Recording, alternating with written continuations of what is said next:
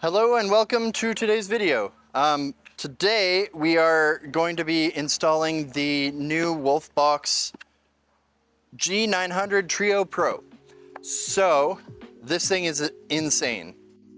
Not only does it have the front-facing 4K camera, but it's also got a rear-facing 2K camera and a front 1080p camera so that you can see where you're going on the trails.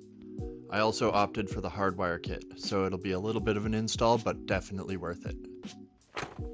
So, with this dash cam, there's a few different ways that you can attach it to your vehicle depending on what vehicle you have.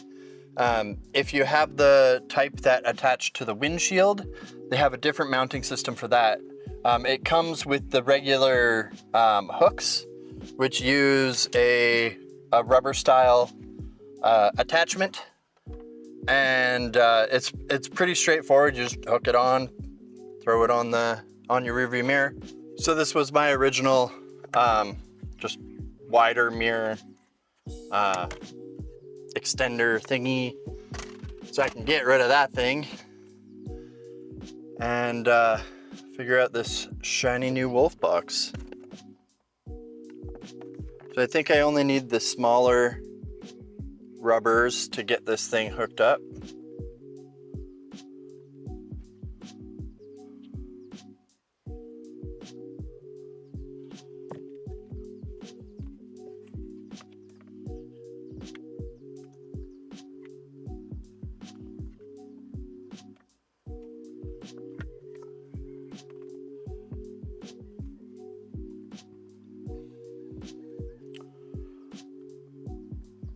All right, there we go.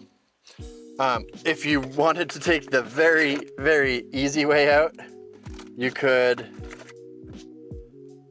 just take the included cigarette lighter adapter and then plug it into your cigarette lighter and plug it in and call it a day. But my opinion is if it's worth doing, it's worth overdoing. So we're gonna fully wire this thing in so it's turnkey, nothing, no wires anywhere, just a couple up here, zip tied out of the way. So luckily they sent me with a couple extras, which included one of these hardwire kits. So with these hardwire kits, it has a built-in system. So if the voltage ever drops below a certain, like a certain threshold, it'll stop putting power to the camera. But other than that, it'll always be on.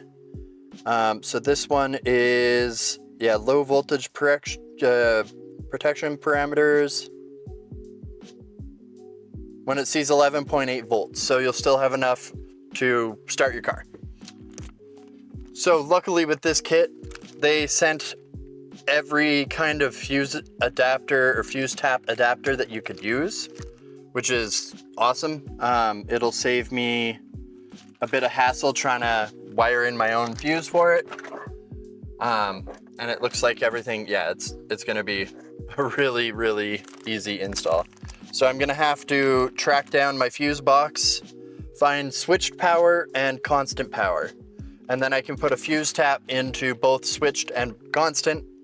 And then I just gotta ground it and hardwire it. Nice and simple. Now my fuse box is tucked all the way up in here.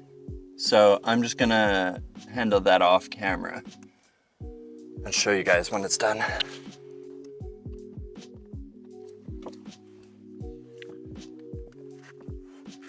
Okay. I have both fuse taps in, and now I'm just testing voltage. Give this guy, put it over there. So I'm testing voltage. So I found, first off, since it's a JDM car, I had to translate it. But once I translated it, I found in the center column of fuses, their front one is a door lock, and that's got constant power because it will help open the doors without the key in the ignition. So as you can see, I'm checking it.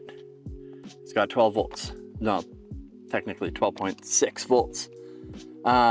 And the other one, I hooked it up to the windshield wiper to tap into, because with the vehicle off, I'm reading on less than 4 volts. So that's considered nothing.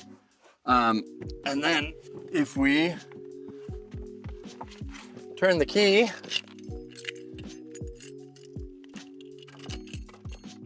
to the on position, this top one should read 12. And we got 12 volts, which is perfect. So with those two tapped, we just got to run the wires down from the dash cam. Sorry. Run the wires from the dash cam down into this area. Put those in. I got to ground the ground wire, and then it's all wired up. So now that we tracked down where all the wires need to end up, we can run all of the wires. So this kit has the power cable, a GPS cable, a rear camera, and it also has a bumper camera for when you're on the trail. So you can point it straight down in front of you so you can see any obstacles that are like lower than your hood line. Especially because I'm lifting this thing even more and putting bigger tires on it, I won't be able to see stuff directly in front of me. So I think I'm gonna put it right in the middle of the bumper, pointing down between the two extra lights on my grill. And then the rear, I'm gonna put, haven't decided yet, I might put it on the tailgate so that it opens with the tailgate. I already have a backup camera here, so I'm gonna have, it's a little overkill, but I'm gonna have 2 backup cameras. This one is right on the middle of the bumper, which is where I would put this one, but the one in the middle of the bumper, it's already set up. I'm not gonna take that one out just to put a new one in. So twice the backup, twice the backup camera, twice the fun. But this is usually where people start to get a little overwhelmed. So I have everything already hooked up here. I zip tied it together so we can have everything routed real nicely. And then it's gonna go up and around up here. I'm probably gonna zip tie it to the rear view mirror rod mount thing, or at least, yeah, I don't know yet. I might have some sheathing to put over it. So we'll readdress that when we get to it. But I think there is, yeah, if I undo some of these bolts up here, I can drop the headliner just at the front, drop the headliner down. I already took the trim off for the side here. So I'm just gonna take all the wires, run them straight down here. GPS will go right on the dash. The wires to wire up the car will go down here. The wires for the front camera will also go down here so they can go routed into the engine bay and then around to the front. And the rear one, I'm gonna probably take it from right here and just route it back along the headliner all the way to the back. So I got a little bit of routing to do, but after that's done, I'll get it all routed, figured out, and we'll come right back.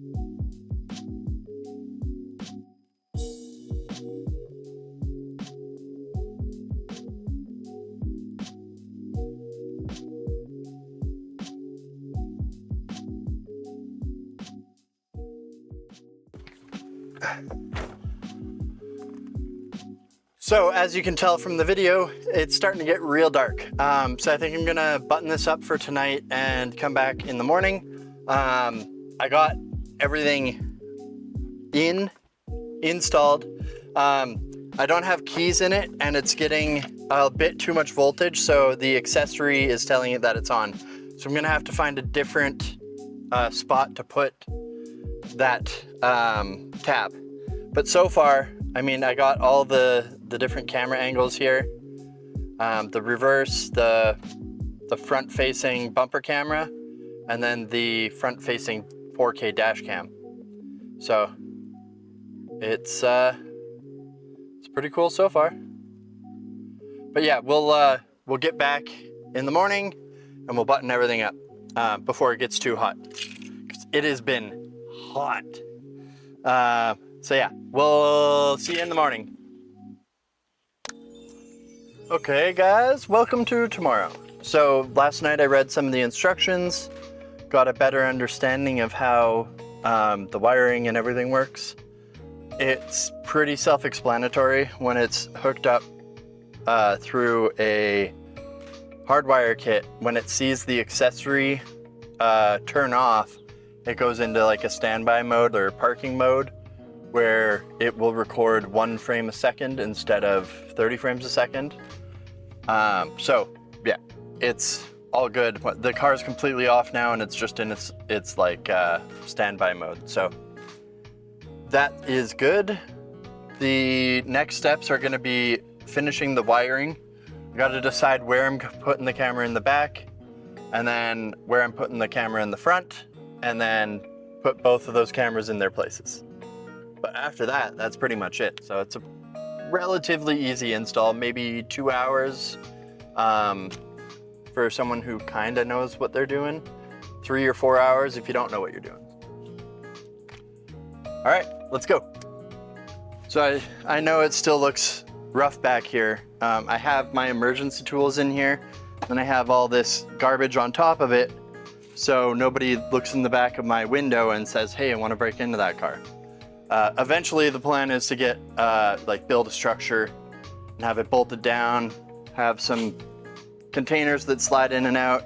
I'd love to have a whole drawer slidey system, but I don't know if that's in the budget for this year. So I'm probably just gonna make one out of wood for now until I work my way up to buying a really nice slide system. So, camera. I was toying with the idea of putting it on the tailgate itself. And then I was thinking, when the tailgate closes, the camera is gonna be like right here. So like, I could probably stick it over here somewhere and it would get the same effect as being on there. I could also put it outside the vehicle, either like really up high, kind of pointed down a little bit, or put it down. I could replace the existing backup camera.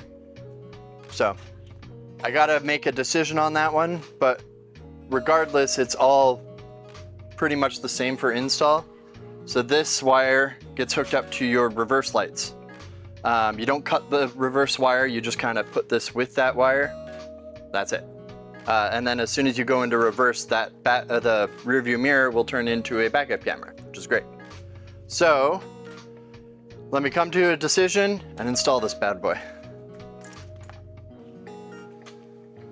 So I think I'm gonna go with the least invasive way of mounting this, and then I can always change it in the future if I don't like where it's mounted. So if I were to like screw it in place and then not like how it looks, then that would suck, because then I'd have holes in everything. So go slow, one thing at a time. I'm gonna try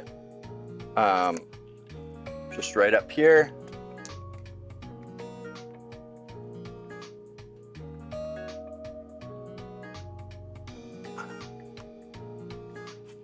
I should probably screw all this trim back in too. I'm waiting until I paint so I can paint the wing, and to take the wing on and off, I gotta have all the stuff out. So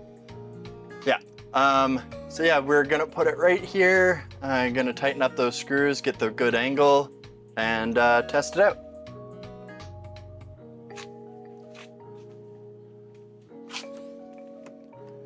Okay, I got this one two-sided taped, and then all the trim is being held in enough. So that should be perfect. Now let's go to the front.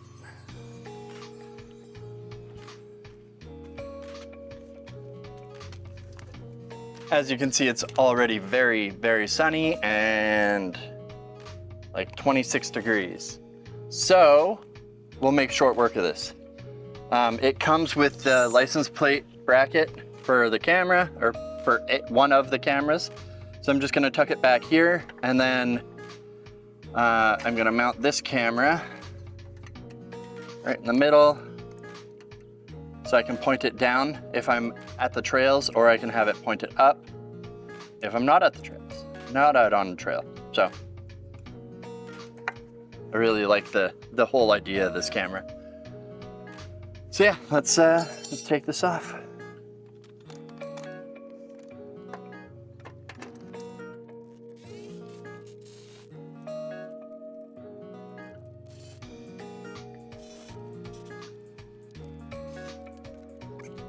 I just gotta find a little screwdriver and screw these guys into there.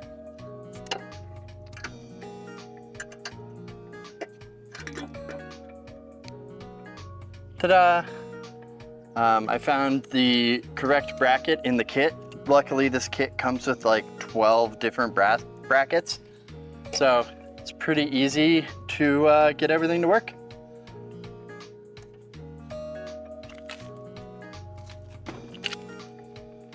So that's basically it. If we plug in or turn on the car, give it a couple seconds.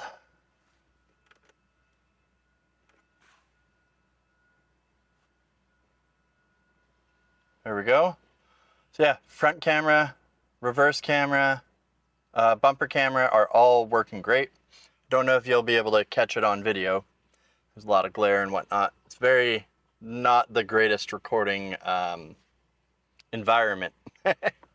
But yeah, as so far it seems like everything's working. I'm gonna go out and test it on the trail and see how the bumper camera is and everything. Yeah, this is awesome. Super excited to play with this thing and get footage from it, because it makes some pretty good videos, I think. So yeah, that's it. Very painless install. I still got to button a couple things up, but I can do that off camera. Thank you guys for watching. Thanks for subscribing, and we'll have some more videos for you soon. I'm going to record another video today for next week, because I'm actually going back home to visit with my family. So yeah, see you guys later. Peace.